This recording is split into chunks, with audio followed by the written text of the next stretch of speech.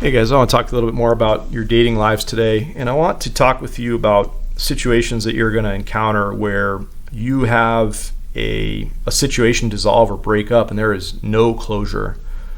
In other words, somebody just disappears on you out of the blue without much warning, or they kind of leave you hanging, but they're gone. They disappear and there's no closure.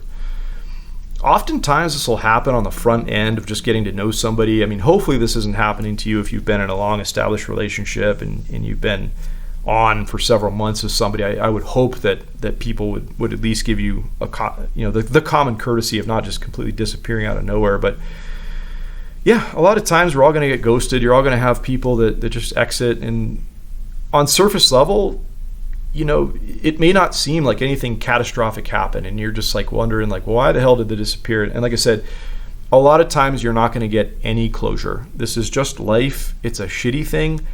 I don't think you guys should treat people in this manner. I don't think you guys should leave people hanging without any closure. I talked a few days ago about ghosting and just, I think it's one of the most chicken shit moves that you can make, and it shows a glaring lack of integrity on your part, and it shows a lack of humanity, I think, in those situations where, once again, I mentioned in that talk, if somebody's giving you reason for you to disappear, in other words, they've treated you badly, they've done something horrible to you, any number of those things, sure, you've got to go, you've got to disappear. But in these other situations where you should give somebody closure, you should do that for them. But I'm getting off on a tangent. That's not the point of today's talk. The point of today's talk is when you don't get closure, oftentimes your mind has a way of screwing with you. Oftentimes your mind has a way of turning the reasoning back on you and saying, well, geez, I must have done something wrong, or geez, there must have been something about me that they really didn't like, or there's something that I did wrong, or something that, any number of things, you turn it back on yourself. You have a way, when you lack closure from somebody, you turn it back on you. We all have a way of doing that. And this is one of the biggest mindset mentality shifts that I want you guys to have. And I want you to learn. This is a hard thing, but this really takes growing inner strength. This takes knowing yourself. This takes confidence in you. Every single one of you has to develop that. But the mindset is this, guys. When you have these situations where you don't have closure, you have to turn it back around on the other person. You have to stop assuming that it's something wrong with you, and you have to just assume that it was something going on in the other person's life that was completely out of your control, had nothing to do with you. It did anything wrong. It wasn't there was anything wrong with you. It's not the way you look. It's not the way you smell. It's not the way you acted. It's not the way you did any number of things. It's not about you. It's more about them, their life issues. Maybe they're struggling with an ex from their past. Maybe they're struggling with interpersonal issues of some other sort. Maybe they're struggling with internal issues of their own. Maybe there's something messed up with them. It's what they're going through more of the times in life is what I've found. But it's just, it takes having that consciousness. It takes having that mentality. And like I said, this comes from a place of when you're confident and you start to think on these terms, well, it wasn't me,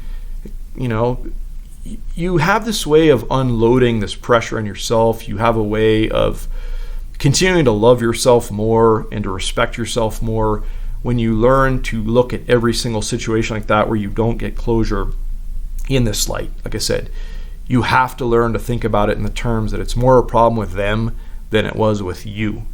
And when you can do that, you will be able to move on so much faster from these situations that unfortunately dissolve or end for whatever reason they are. But it's not going to chip away at your soul in the same way that if you have a lot of these situations happen to you where people just leave without closure, I mean, it has a way of whittling you down, and it erodes your self-confidence. It erodes your esteem. Those are hard things to go through. Those certainly don't feel good, but it takes you on the inside making this mentality and this sort of mindset shift to be able to move on effectively, efficiently from these situations and keep rolling in life, which is, by the way, what you're going to have to do one way or the other. Whether or not you want to get all down and boo-hoo and pity yourself and, oh my God, there's something wrong with me, they left. It's like, whether or not you want to go through that phase for a week or a month or a year before you get back out there, you're going to have to get back out there. You're going to have to put yourself back out there again. You're going to have to go back out into the world and operate again. But if you have this confidence, it's like you won't even skip a beat. Somebody leaves you without closure, you make your own closure, You figure that, hey, it was more them than it was me, and I'm moving on. I'm on to the next, and I'm not going to get hung up. I'm not going to stop and, sit and pine and boo-hoo and pity myself over this situation. You don't know what the hell happened. You don't know what's going on in other people's lives. You don't know, guys. So that's the biggest thing to recap. When you don't have closure in these situations, specifically with dating, you have to stop thinking that it's all about you, and you have to start thinking that it's all about them, the other person on the other side. It's more them, it's more what they're going through, it's more their deficiencies, it's more those types of things than it is about you guys, okay? One last thing I want to cap onto this before I close it out. When you really grow yourself to the point that I'm trying to go to get you guys to grow to, i.e., you are a person of high integrity. You know deep down your worth. You know deep down that you are a person of value.